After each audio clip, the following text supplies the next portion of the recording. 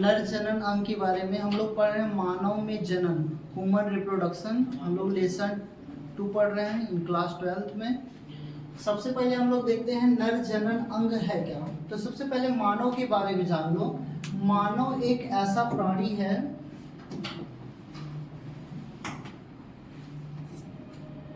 यहाँ पे ध्यान देंगे, मानव की यदि बात करते हैं, मानव एक ऐसा प्राणी है जो एक लिंगी होता है। एक लिंगी का मतलब होता है जिसमें नर अलग होते हैं और मादा अलग अलग होते हैं।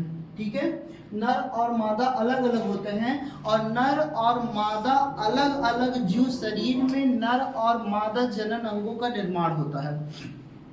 तो ये जो लैंगिक रूप से नर मादा अलग अलग होते ही हैं, साथ साथ इनमें बहुत सारे बहुरूपताएं भी दिखाई देती हैं। हम बाहर से भी देखकर किसी व्यक्ति को पहचान सकते हैं वह नर है कि मादा। कुछ लक्षण उनके बाहर से भी दिखाई देते हैं, जैसे पुरुषों में दाढ़ी मूंछों का विकास होना, कंधे का चौड़ा होना, स्त्रियों में स्तनों का विकास होना, ये सब जो है बाहर से पता चल जाता है कि मेल है कि फीमेल। तो यहाँ पे नर और मादा अलग अलग जीव शरीर में होते हैं। तो नर और मादा अलग अलग जीव शरीर में नर और मादा जनन अंगों का निर्माण होता है।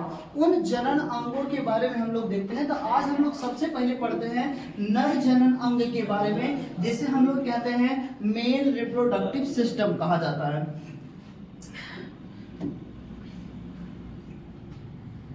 यदि हम लोग नर जनन अंग की बात करें तो नर जनन अंग में ये जो दिख रहा है बीच में, ये गोला गोला जो दो दिख रहा है किनारे किनारे, इसे हम लोग कहते हैं वृषण। ये जो वृषण दिख रहा है, वृषण को अंग्रेजी में जो है टेस्टिस कहते हैं, टेस्टिस।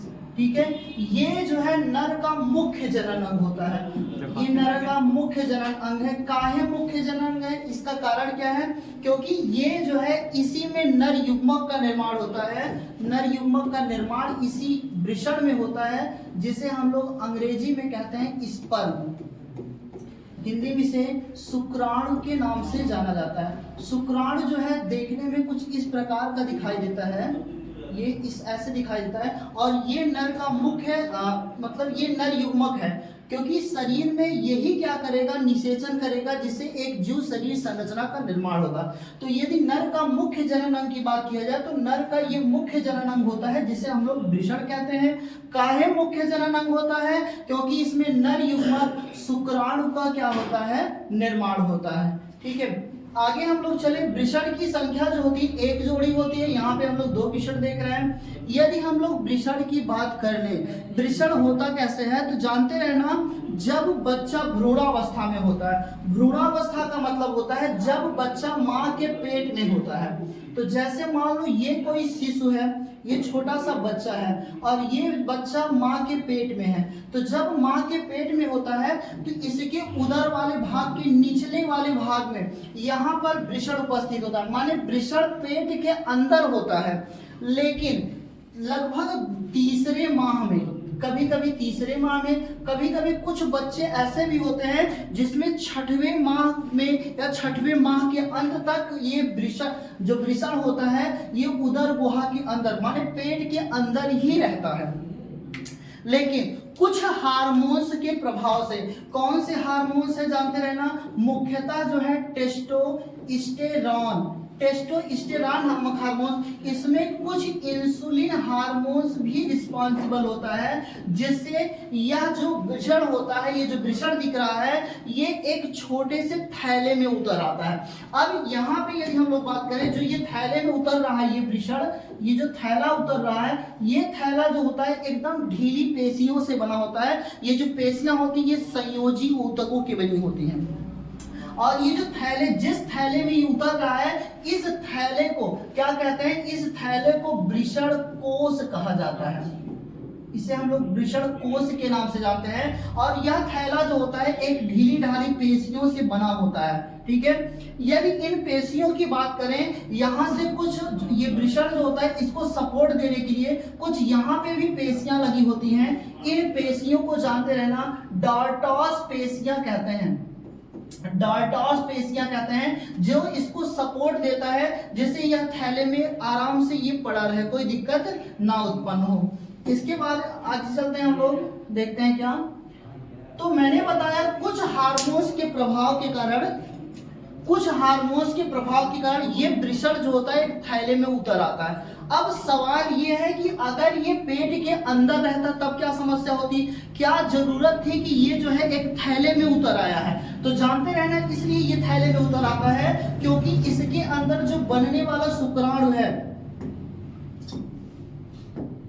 इसके अंदर जो इस वृषण के अंदर जो शुक्राणु का निर्माण हो रहा है, यह शुक्राणु शरीर के तापमान पर जीवित नहीं रह पाता है। शरीर के तापमान माने शरीर का तापमान कितना, 37 डिग्री सेल्सियस। हम लोग के शरीर का तापमान 37 डिग्री सेल्सियस होता है। ये शरीर के तापमान पे जीवित नहीं रह पाते हैं शुक्राणु, इसलिए अच्छा ये जीवित किस तापमान पे रहते हैं, तो ये शरीर के तापमान, जो हमारे शरीर का तापमान होता है, शरीर के तापमान के 2 से 3 डिग्री कम तापमान पर ये जीवित रहते हैं, इसलिए ये शरीर से बाहर निकल आता है। अगर ये पेट के अंदर ही रहता तो कभी भी शुक्राणु का निर्माण नहीं हो पाता। ठीक है, आगे चलते हैं हम लोग। क्या ये वृषण कोश में वैसे ही पड़े रहते हैं, क्या वृषण कोश की आवश्यकता और कुछ है, तो हम लोग देख लेते हैं थोड़ा सा कि जो ये वृषण होता है,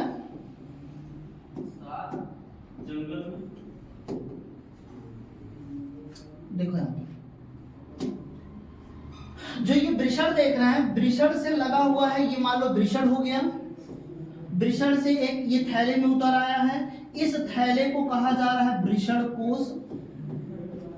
वृषण कोश होता क्या है कि जब ठंडी का मौसम आता है तो ठंडी के मौसम में यहाँ पे जो डार्टॉस पेशियां लगी होती हैं, ये सिकुड़ने लगते हैं, और जब ये सिकुड़ने लगती हैं तो ये जो वृषण कोश देख रहे हो, वृषण कोश का आकार जो होता है ये छोटा हो जाता है।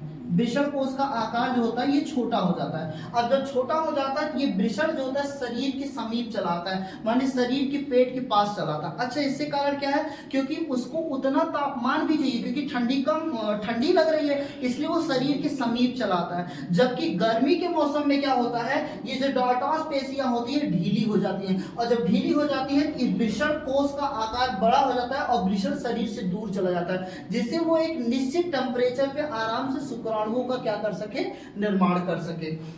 तो ये हमने देखा वृषण क्यों निकल के आया बाहर, क्या जरूरत थी इसको बाहर निकलने की। आगे हम लोग चलते हैं। जब भ्रूणावस्था में बच्चे रहते हैं तो क्या होता है, लगभग 3 माह 4 माह में, जबकि भ्रूण की जांच करना कानूनी अपराध है, जबकि बच्चे 3 माह 4 माह में रहते हैं तो उनको अल्ट्रासाउंड करके जो है ये डॉट को, ये जो दिख रहा है वृषण जो है ना, ये पेट के अंदर निचले वाले भाग में यहाँ पे देख लेते हैं। अगर ये दिखाई दे रहा है तो समझो वो लड़का है, अगर नहीं दिखाई दे रहा है समझो वो क्या है, लड़की है। ठीक है, आगे चलते हैं हम लोग। यदि हम लोग वृषण के अंदर प्रवेश करें, इसको बाहर लेके आए, तो यहाँ पे जो वृषण दिख रहा है, अगर हम लोग वृषण का फिगर थोड़ा सा देखते हैं,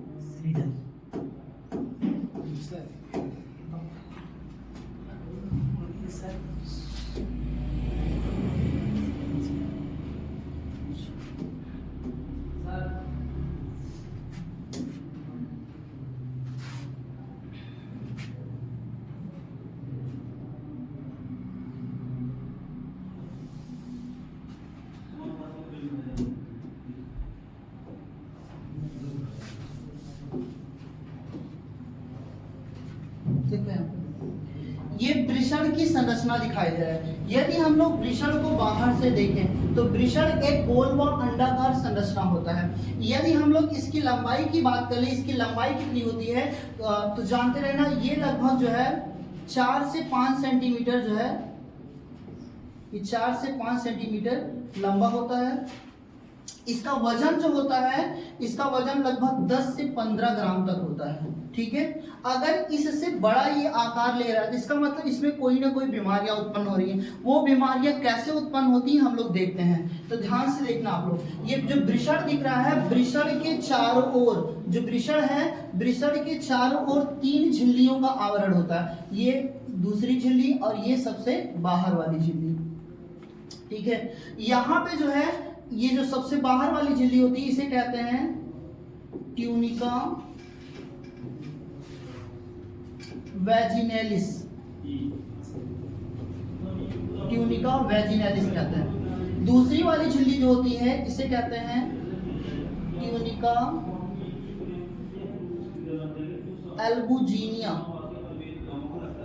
सबसे अंदर वाली झिल्ली जो दिख रही है इसे कहा जाता है ट्यूनिका वास्कुलोसा। ये 3 झिल्लियों के आवरण से घिरा होता है।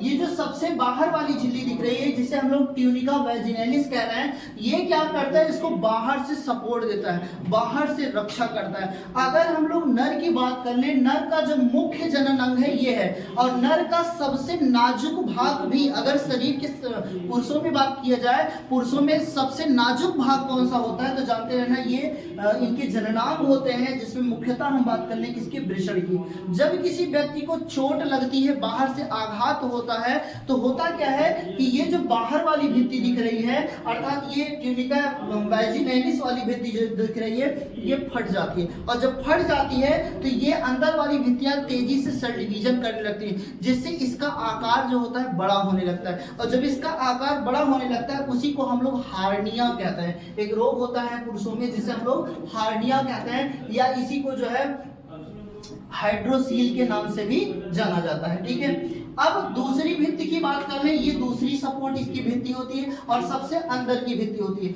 इस अंदर वाली भित्ति के अंदर हम लोग प्रवेश करें तो यहाँ पे क्या होता है, यहाँ पे एक कोशिकाएं होती हैं जिसे हम लोग जननिक एपिथेलियम की कोशिकाएं कहते हैं। इन जननिक एपिथेलियम कोशिकाओं को जानने से पहले यहाँ पे यदि हम लोग देखें, इसमें बहुत ही पतली पतली सूक्ष्म नलिकाएं दिखाई दे रही हैं। ये जो पतली पतली सूक्ष्म नलिकाएं आपको दिख रही है, ये संख्या में पूछा जाए कितनी संख्या में होती है तो हम बताएंगे लगभग 200 से 400 की संख्या में होती है। और ये जो संख्या में ये दिख रही हैं, इन नलिकाओं को यदि पूछा जाए इन नलिकाओं को क्या कहते हैं तो इन नलिकाओं को कहते हैं शुक्र जनन नलिकाएं कहते हैं।